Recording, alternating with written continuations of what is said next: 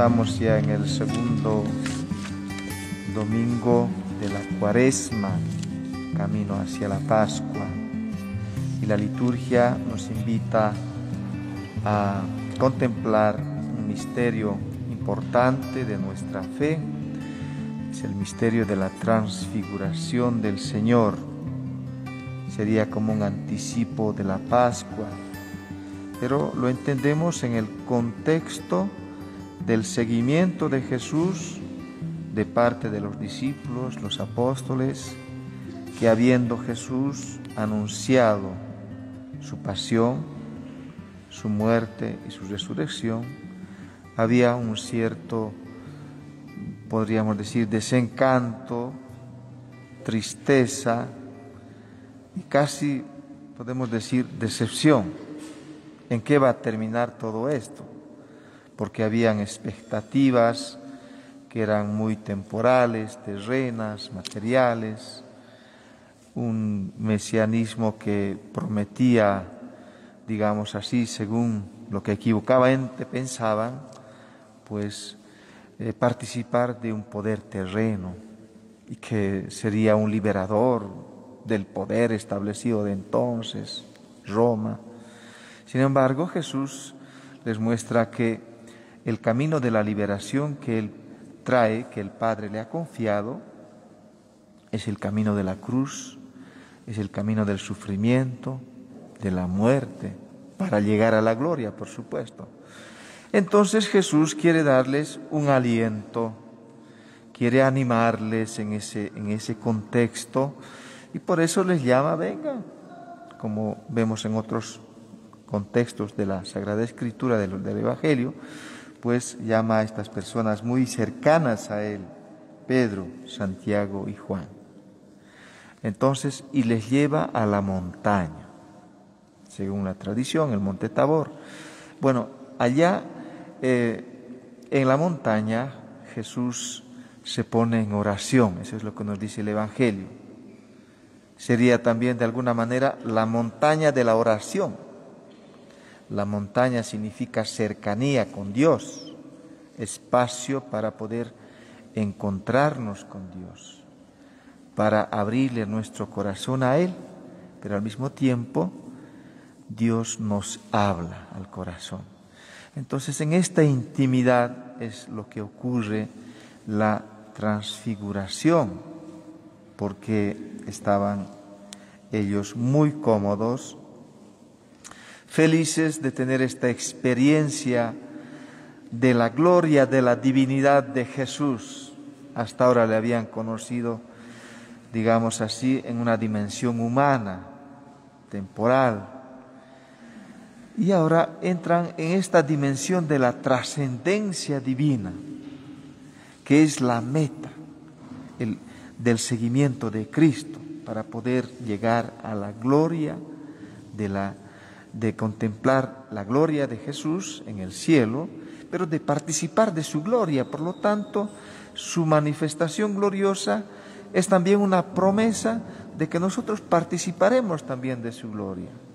Entonces, esto les da aliento, porque tienen que descender de la montaña, porque hay que ir a la vida cotidiana, donde hay dificultades, donde hay problemas, donde hay amenazas, donde hay violencia, donde hay guerra, donde hay muerte, donde hay corrupción, donde hay tantas cosas en las que tenemos que batirnos a la luz de nuestra fe, y justamente la palabra y esta transfiguración es un aliento que nos da también a nosotros, porque hemos venido a nuestra catedral al encuentro de Jesús, y Jesús se nos manifiesta una vez más, vivo y presente en la Eucaristía, recordando siempre Jesús presente en su palabra, Jesús presente en su cuerpo, en su sangre, pero no olvidemos Jesús presente, vivo, en el cuerpo de Cristo, el pueblo de Dios, Asamblea Santa,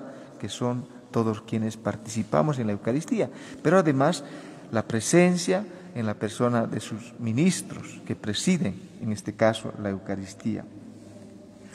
Entonces es esa experiencia, queridos hermanos, que podemos decir, es una experiencia de Dios. No es simplemente en un plano humano, que nosotros nos debatimos con tantas cosas de las que nos preocupamos cada día, pero queremos además y necesitamos, nos sentimos necesitados de sentir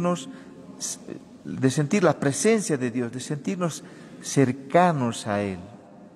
Y entonces la invitación de la transfiguración es que nosotros podamos sinceramente abrir nuestro corazón a Dios, expresarle, manifestarle nuestros sentimientos de alegría, de gozo, de esperanza, pero también tantas veces de dificultades, de problemas que atravesamos, ese desaliento. Pero nos está recordando Jesús, para llegar a la gloria hay que pasar por la cruz. Y no hay seguimiento de Cristo, sino cargando con nuestra propia cruz.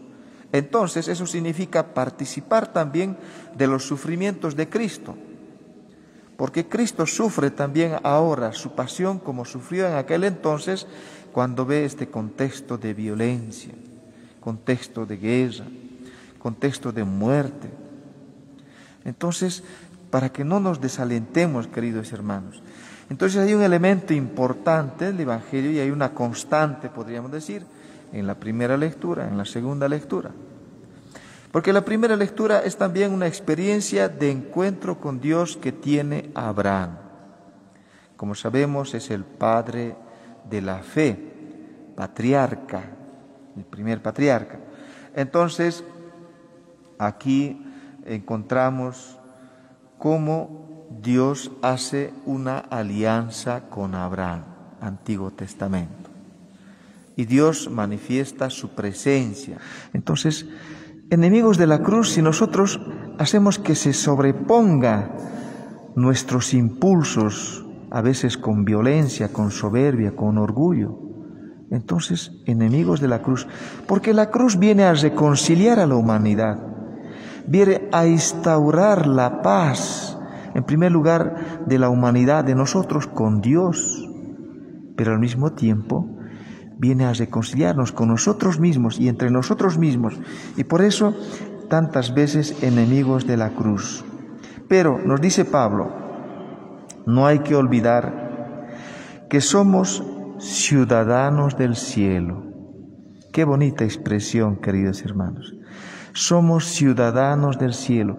Dios nos ha hecho no solamente para esta vida terrenal, material, temporal. Nos ha hecho para que disfrutemos de la eterna presencia de Dios en el cielo. Ciudadanos de Dios. Que no nos olvidemos de esto. Esa es una experiencia, digamos así, como un anticipo para que nosotros podamos ser consecuentes y perseverantes en nuestra fe. Como nos dice Pablo al final de la segunda lectura. Ustedes son mi alegría, mi corona, amados míos. Perseveren fieles en el Señor. Entonces, no podemos alejarnos de esta revelación divina, de esta manifestación amorosa de Dios. Quisiéramos, como Pedro, decir, qué lindo es estar aquí. Haremos 3 chozas, una para Elías, una para Moisés, otra para ti, Jesús, y nosotros aquí contemplando. Pero la vida continúa y por lo tanto tenemos que descender de la montaña a la vida cotidiana. Entonces, si bien tenía este deseo, pero al mismo tiempo, Pedro nos ayuda a entender que hay una continuidad en la revelación divina. El Antiguo Testamento, los patriarcas, los profetas, porque Moisés recuerda la ley y Elías los profetas. Y viene Jesús y viene a continuar ese proyecto de salvación que Dios realiza. Y entonces esa manifestación, esa revelación en ese contexto, queridos hermanos, ayuda también a entender al pueblo judío, ¿no? Que hay algo nuevo, un nuevo acontecimiento. No termina con la ley y los profetas. Dios se ha seguido manifestando, revelando. Y la plenitud de la manifestación de Dios, de la revelación divina, es la persona de Jesús. Y justamente, ¿qué es lo que hace en este pasaje de la transfiguración el Padre? Porque aparece el Padre que va a decir su palabra. porque va a confirmar la misión redentora del Hijo y justamente va a presentar a Jesús: este es mi Hijo, el elegido. Escúchenlo. Hay un solo pedido de parte del Padre: escuchar.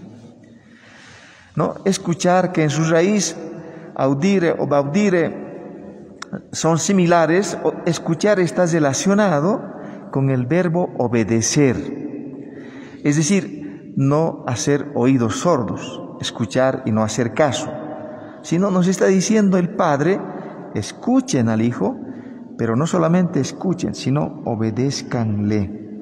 Entonces, este es el pedido, queridos hermanos, y este es el deseo también que nosotros manifestamos y pedimos a Dios Padre, que nos confirme en la fe, que nos dé la gracia de escuchar al Hijo Jesús y que podamos obedecerle. Y de esta manera, con esta esperanza, nos abrimos en esta dimensión trascendental con el deseo de participar de su gloria en el reino del cielo, es decir, participar de su resurrección.